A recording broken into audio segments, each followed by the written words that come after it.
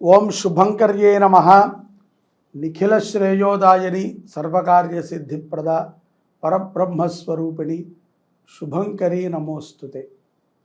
వక్రతుండ మహాకాయ సూర్యకోటి సమప్రభ నిర్విఘ్నం కురు మే దేవ సర్వకార్యేషు సర్వదా.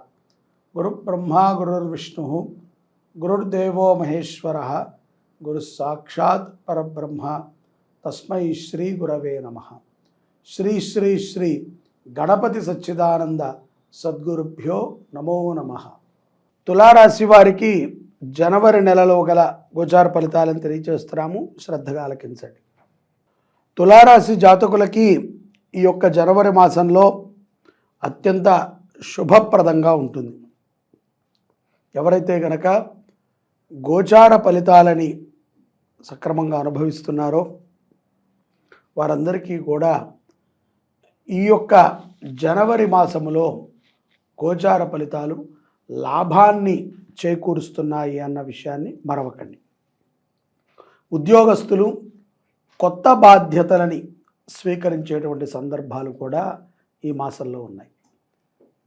తులారాశిలో ఈ యొక్క వ్యాపారస్తులు, వస్త్ర సంబంధితమైనటువంటి వ్యాపారస్తులు, అలాగే కిరాణా షాపులు ఉన్నటువంటి వారు, అటువంటి ధాన్యాలని మార్కెట్కి సప్లై చేసేటువంటి వాళ్ళు, కాయగూర వ్యాపారస్తులకి ఆర్థికంగా చాలా లాభాన్ని చేకూరుస్తాయి.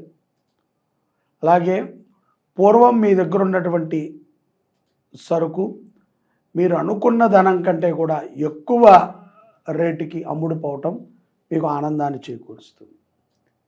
వ్యాపారముల్లో చాలా రకములైనటువంటి మార్పులని కూడా తులారాశి జాతకులు ఈ జనవరి మాసంలో చూస్తారు. ఉద్యోగస్తులకి, ముఖ్యంగా తులారాశిలో ఉన్నటువంటి స్త్రీలు ఎవరైతే గనక ఉద్యోగాన్ని చేస్తున్నారో వారి యొక్క నిర్ణయము మీ ఇంట్లో చాలా మార్పుని తీసుకొస్తుంది. ఇంటికి సంబంధించి మీరు తీసుకున్నటువంటి ఒక నిర్ణయం, అంటే ఇల్లు కొనటము కానీ, ఇంట్లోకి ఖరీదైనటువంటి వస్తువులను కొనటం కానీ, లేకపోతే ఆ ఇంట్లో మార్పులు చేర్పులకి కానీ మీ యొక్క మాట, ఉద్యోగము చేస్తున్నటువంటి స్త్రీలు చెప్పేటువంటి మాటకి చాలా విలువ పెరుగుతుంది. మీరు అనుకున్నదిగానే ఆ పని జరుగుతుంది. కానీ గుర్తుపెట్టుకోండి, మీరు దీనికి 100 ఖర్చు అవుతుంది అనుకున్న చోట ఒక 120 నుంచి 130 రూపాయలు ఖర్చు అయ్యేటువంటి సందర్భం కూడా ఉంటుంది. సమయాన్ని వెచ్చించాలి, తగు జాగ్రత్తగా ఉండాలి, ఆరోగ్యంగా ఉండాలి. విదేశాలలో ఉన్నటువంటి తులారాశి జాతకులు ఈ యొక్క మాసములో చుట్టుపక్కల ఉన్నటువంటి ప్రదేశాలని దర్శించడానికి, చూడటానికి మక్కువని చూపుతారు. అలా మీరు వెళ్ళినప్పుడు ఖరీదైనటువంటి మీ యొక్క ఫోన్లు కానీ, ల్యాప్టాప్స్ కానీ, ఇంట్లో ఉన్నటువంటి గృహోపకరణాలను కానీ జాగ్రత్త పెట్టుకుని వెళ్ళండి. ఎలా పడితే అలా పడేసి వెళ్ళటము, అజాగ్రత్తగా ఉండటము ద్వారా ఖరీదైనటువంటి వస్తువులను పోగొట్టుకునేటువంటి సందర్భాలు కొంత తులారాశి జాతకులకి సంభవిస్తాయి. విదేశాలలో ఉన్నటువంటి వారికి ఏ పని లేకుండా చాలా కాలముగా ఖాళీగా ఉన్నటువంటి తులారాశి జాతకులకి వారిని ఎవరో పిలిచి ఏదో ఒక పనిని కల్పించి ఎంతో కొంత ధనాన్ని చెప్తూ ఉంటారు. ప్రభుత్వ ఉద్యోగంలో ఉన్నటువంటి తులారాశి జాతకులు చాలా జాగ్రత్తగా ఉండాలి.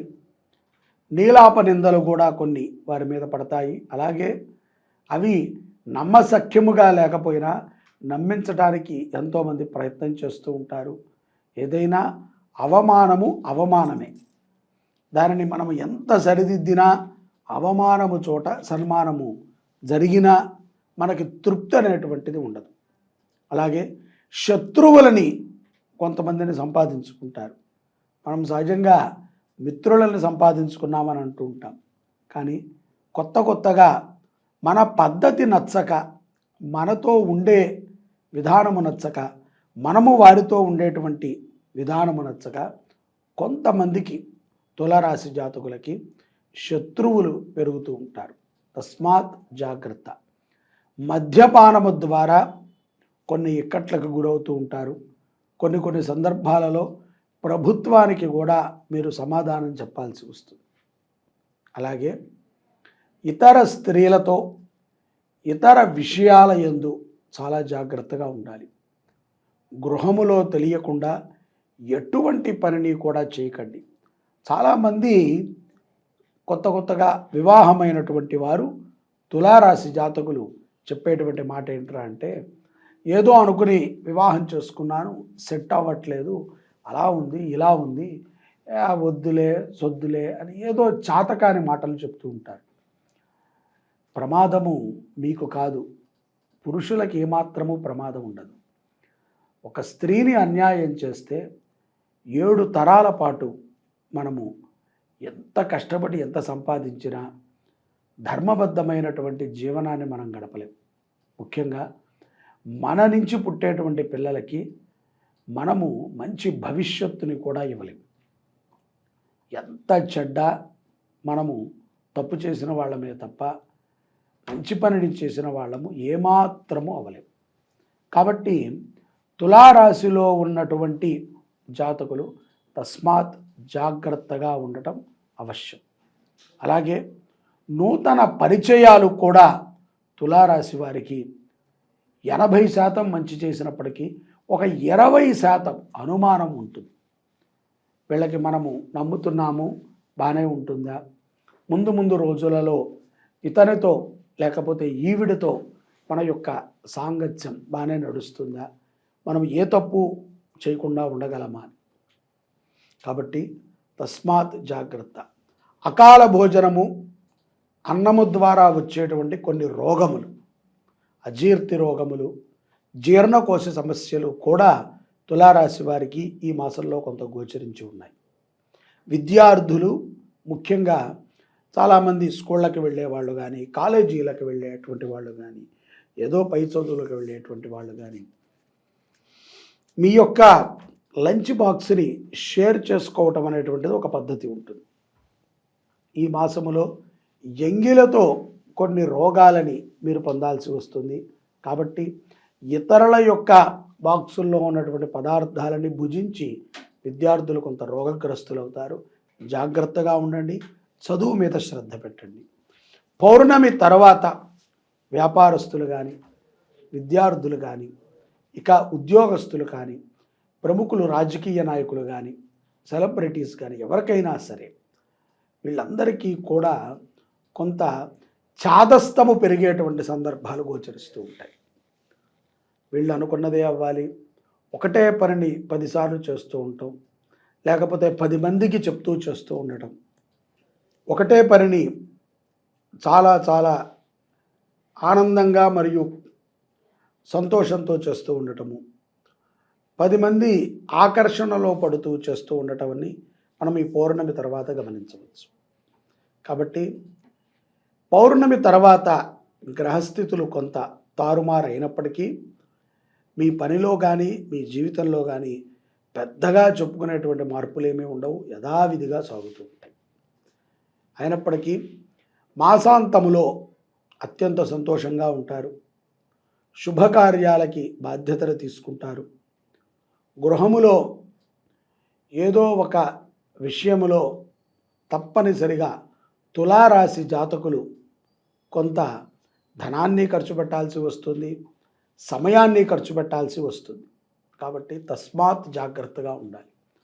గురు దర్శనము, గురువు యొక్క సన్నిధిలో సత్సంగము ఎంతగానో ఉపయుక్తమవుతుంది తులారాశి జాతకులకి. ఈ మాసంలో తులారాశి జాతకులు పౌర్ణమి తరువాత విశేషమైనటువంటి మేధశక్తితో కలిగి ఉంటారు. ప్రమాదాలని తప్పించుకునేటువంటి సందర్భాలు, తృణప్రాయములో ప్రాణాన్ని రక్షించుకుని అపమృత్యుంజయుడిగా బయటపడతారు.